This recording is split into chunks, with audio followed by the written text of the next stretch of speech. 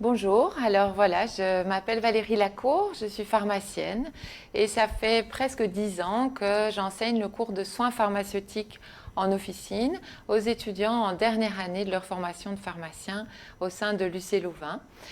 Et ce cours, qui s'étale sur toute une année, est un dispositif assez complexe parce qu'il va commencer par 4 séquences de cours en grand auditoire. Il faut savoir que le nombre d'étudiants dans cette année-là tourne autour des 100 à 120 étudiants. Ensuite, après ces 4 séances de cours, les étudiants partent en stage pour 6 mois.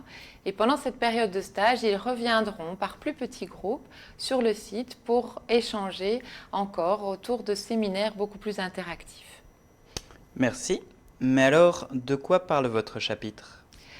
Alors c'est vrai qu'au fur et à mesure des années, j'ai modifié beaucoup de choses dans ce dispositif du cours parce que son objectif est d'amener les étudiants à maîtriser et à acquérir une démarche de prise en charge des patients en officine. Quelle que soit la demande du patient qui arrive à l'officine, qu'il vienne pour une plainte, des symptômes, une prescription, il faut préparer l'étudiant à toutes les étapes pour une prise en charge complète et efficace.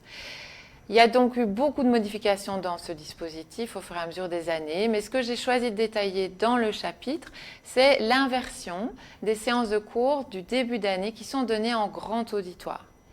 Ce qui veut dire que ce chapitre va s'adresser à tout enseignant ou toute personne motivée par l'idée de tester les classes inversées. Vous trouverez dans ce chapitre la manière de construire une classe inversée, à quoi faut-il penser avant, pendant, après, quel va être l'impact pour l'enseignant, quel va être l'avis des étudiants par rapport à ce qui a été mis en place. Et donc finalement, j'espère vous montrer qu'il est tout à fait possible de pratiquer des classes inversées, même avec des grands groupes qui vont jusqu'à 120 étudiants. Merci, très bien. Selon vous, comment faire alors pour activer l'étudiant d'un point de vue pédagogique? Bien, on sait qu'une des clés de l'activation des étudiants, c'est de toucher leur motivation intrinsèque. Alors moi, j'ai trouvé que ce principe des classes inversées me permettait d'aller toucher leur motivation par plusieurs manières différentes, parce que dans les classes inversées, l'étudiant va gérer lui-même son temps de travail, il va avoir des activités à réaliser à distance avant la séance de cours en présentiel. Et cette séance à distance, les activités à distance, vont pouvoir être proposées selon différents formats, des vidéos à regarder, des quiz à réaliser, des enquêtes, des travaux de groupe.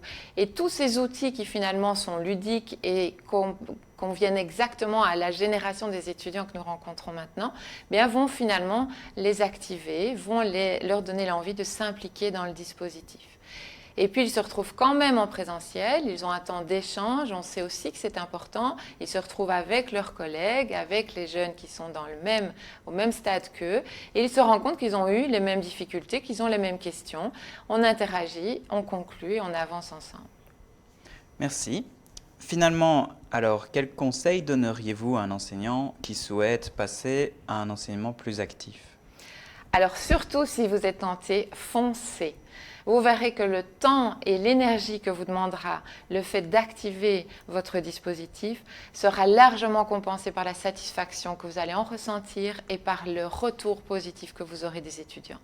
Par contre, c'est vrai que activer son cours, c'est chronophage et donc il n'est pas nécessaire de tout faire d'un coup. Choisissez une séquence, une partie de votre cours, préparez l'inversion, voyez ce que ça donne, analysez ce qui a fonctionné, ce qui devra encore être modifié et du coup avancer petit à petit. C'est justement une des forces aussi des classes inversées, c'est qu'on ne doit pas tout faire d'un coup, on peut avancer par étapes. Merci à vous. Merci à vous et du coup, bonne lecture de ce chapitre.